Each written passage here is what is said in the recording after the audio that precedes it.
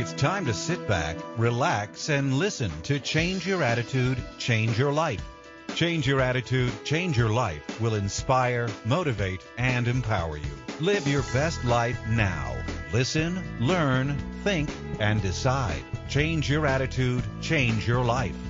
And now, here's your host, Joan Herman.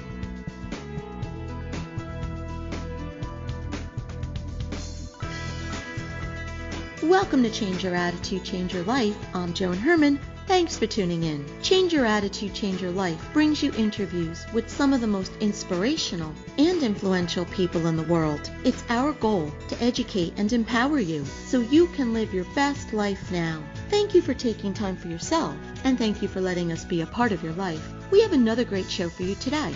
How do you feel when you think about getting older? Do you dread what you believe will happen to you? According to today's guest, Dr. Ken Druck, most people buy into the myths and negative stereotypes about aging. He says that it's the fears we harbor that make us dread getting older. Ken believes that once we remove those fears, we can clear the way for our best years that are filled with joy, gratitude, and a deep connection to loved ones. Ken is an award-winning mental health expert, best-selling author, and international speaker. He's a regular contributor to CNN, and his books have been featured on Oprah. Ken's new book is Courageous Aging, Your Best Years Ever Reimagined. Welcome, Ken. Thanks so much for joining us. Thank you so much for having me, Joan. I love the title of your show alone. Change Your Attitude, Change Your Life. Doesn't that say it all? It does, and especially when we're talking about aging, because for many of us, I'm middle-aged now, and I agree with you, it is the fears that we have about getting older. It's that time when you look in the mirror, and sometimes you're not really sure who's looking back at you because of the physical changes. And in your book, Courageous Aging, one of the first things you say is that aging isn't for sissies. So let's start there. Why do you believe it takes courage for us to wrap our head around the concept of aging? Well, Joan, if we look back across the landscape of our lives, it was the ability to summon courage that got us into the school we went to, that allowed us to face our classmates, that allowed us to get married or form an intimate partnership with another person, to take that challenging job, to have kids, and to move through life in all the ways that we're challenged to move through life. We had to summon newfound courage. And it's the same thing, even though it's a different kind of bravery as we get older. We have to face into that person in the mirror and say, you know what, I haven't been very nice to you. I've been kind of judgmental. I've kind of been putting you down and criticizing you and shaming you, and I'm embarrassed to look at you, and I'm going to change that conversation in the mirror. I'm going to look at you. I'm going to greet the older version of myself with respect and affection and acceptance. And can I use that example for all the reasons of what you just said? That is exactly how we talk to ourselves. And we would never speak to another person like that, but that's how we speak to ourselves. Yep, and that's how society speaks to us as well. We have, unfortunately, we have too many people in that industry of aging that are reinforcing our fears, our biases, that are judging us and telling us that if we stay forever young, then we're going to have a good life. We'll have a life well lived, and that we must stay forever young or we're going to lose our place in line. We're going to lose our value as a human being. We're going to lose our attractiveness. And yet, there could be nothing further from the truth. Mm-hmm. We become more attractive. No, do we look like we did when we were 20 or 25 or 30? No, we may not. But, that's not the issue. The issue is, what is our true value as a human being? And our value increases. So does our ability to experience joy as we get older. Do you think it's more difficult for women? I think it's tremendously more difficult for women. Teach somebody every day of their life that their value as a human being rests upon their physical appearance, their image, their attractiveness, and how young they look. And see what that does to a person. Well, it's like going into a torture chamber because none of us can stop time. I mean, we have billions of dollars of products telling us we can. But the truth is, we can't stop time. We move, we progress through time. We do get older. And the idea that we are, again, worth less than we were when we were younger is a dangerous thing that's perpetuated and that's so deeply embedded in our society. Ken, one of the things that you write about in your book is a courageous aging self-audit. What is this, and is it something we should all be doing? You know, Joan, isn't the first step for every good movement forward, the first step is to look at ourselves honestly, to take honest inventory. Whatever challenge we're facing in life, we have to be truthful with ourselves. And that's the reason in the very beginning of the book we put a self-audit. Self-audit is just simply a way to take honest inventory of, hey, how do I feel about, hey, the fact is I'm getting older. I turned 40 or 50 or 60 or 70. I'm getting older. How do I feel about that?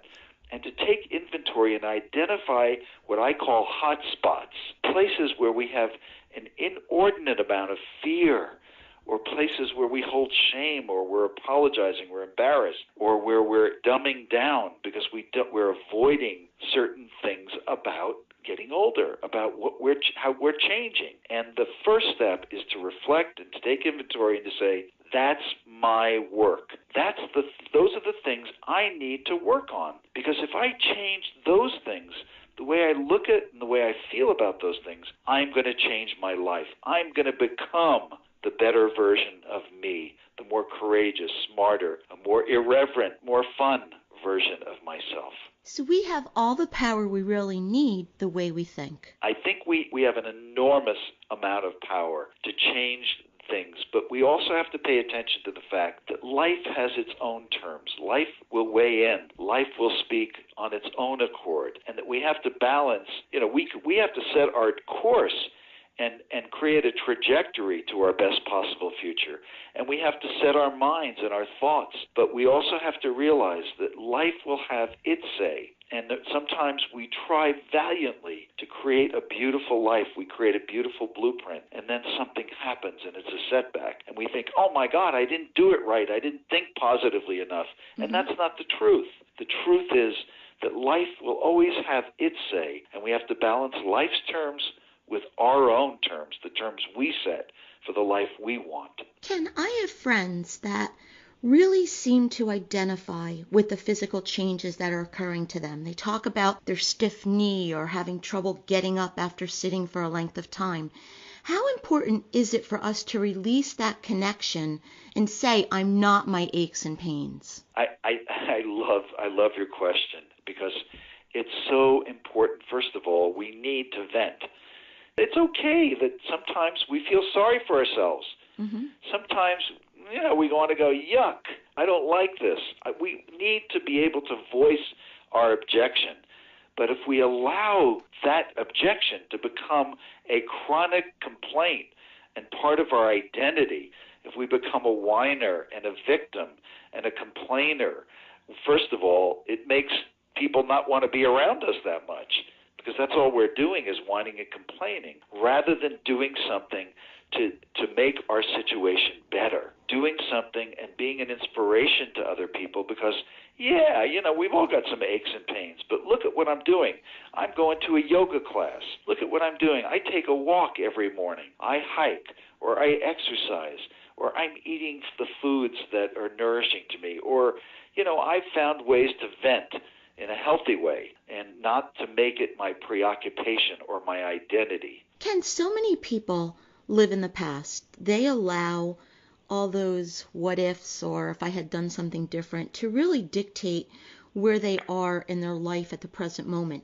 And you talk about looking back on our life and clearing the air of regrets, expectations, grudges, and so forth. How important is this step to moving forward gracefully? Well, sometimes our computers store too much memory, and they start shutting down or behaving in a crazy way. They're overloaded. They're carrying too much memory, and we don't have enough memory. Well, in some way, we can only carry so much around with us in a backpack. We especially when it comes to regrets and things that we remorse, things that we hold grudges, and old expectations that we're still holding onto, that are still a part of us, and that hold us back from moving forward and living forward into our best possible future. So I think it's important for everybody as a part of their own mental health regimen to learn how to let go, to forgive yourself. Yeah, you screwed up. We all did. We all, fell short of what we thought we were going to accomplish. That happens in every life. Let's let it go. Mm-hmm. Let's get ourselves off the hook. Sometimes it's almost like we're in a courtroom with only a prosecuting attorney waving that admonishing finger of blame in our face. And there's no defense attorney, judge, or jury to say, hey, wait a minute, this is a good guy or this is a good lady. She doesn't deserve all this. Free her. Free her for the life that she's meant to live. Unburden her of this guilt, of this embarrassment, this shame, this sense of failure that she fell short, and free her to live her best possible future. Ken, a few minutes ago you said that as we age, there are things that stink and things that aren't so great about the process. And one of those things would be the fact that we tend to experience more of a loss of loved ones. As a grief expert, are there any strategies that you can offer to help us navigate the loss? Yeah. I think sometimes in our culture, many of us have bought into the idea that there's a fix for every problem. There's a diversion for every moment of emptiness in life.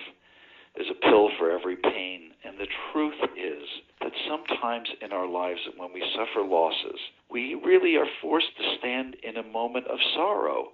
And our sorrow is really a reflection of our love. Mm-hmm. It's an expression of our love. It's the idea that we're going to miss somebody, that the idea that we won't be able to pick up the phone, that we won't be able to visit or see them over the holidays. How could there not be sorrow? So self-compassion is the antidote for grief. It's understanding, of course I'm sad, and I need to allow myself this season of sadness without being ashamed or embarrassed or trying to cover up or putting a spin on my loss. And that loss is not only a loss of life, it's not only that somebody we love has passed, it's often a loss, what I call a living loss, mm-hmm. such as a divorce or a bad diagnosis that we got during our annual physical, or estrangement in our family because people aren't getting along or we're having a riff with one of our siblings. So it could be a living loss or a loss of life. Either one, we're grieving, and we need to process our grief, allow our sorrow, and then what happens is we have a heart that breaks open rather than closed. A heart broken open is what happens when we are able to move on and move forward and honor our losses on a path of not of despair, where we make that the central organizing principle of our lives, but a path of honor. The book is Courageous Aging, Your Best Years Ever Reimagined by Ken Druck. If you would like to get more information about the book or Ken and his work, you can visit his website, KenDruck.com. That's D-R-U-C-K, KenDruck.com. I want to leave our listeners with something that you write about in your book, and that's leaving a legacy of love. How can we feel like we're leaving an impact on our world? Well, we all get to leave a legacy, Joan. And the time to begin cultivating that legacy is not the fourth quarter of life or the back nine.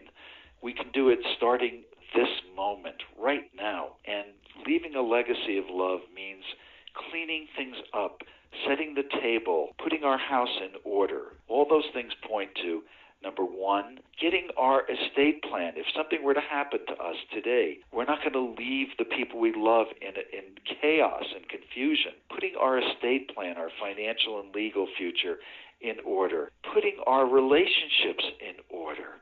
And putting our own hearts in order by finding ways of making peace with life the way it really is. The way it really is that we do go through changes, we do get older, and eventually we leave this life. The mystery of what happens at that point is something we all get to live in, and we embrace, each one of us embraces our own path of faith and what we believe happens. But these are things we need to do. This is our work. This is how we leave a legacy of love. The only footprint we leave behind is one of love. And when we put our house in order, the additional benefit is that we also care about what happens in a time when we're not going to be here, how Our behavior today will affect our children, grandchildren, and future generations, so we take personal and social responsibility for leaving the world a better place. Ken, thank you so much for spending time with us today. We're all getting older, it's inevitable, and how we do it is up to us. So thank you for offering strategies that can help us make the most of the process and do it on our terms. Joan, thanks so much. It was wonderful spending time with you. This is Change Your Attitude, Change Your Life. Stay with us. We'll be right back.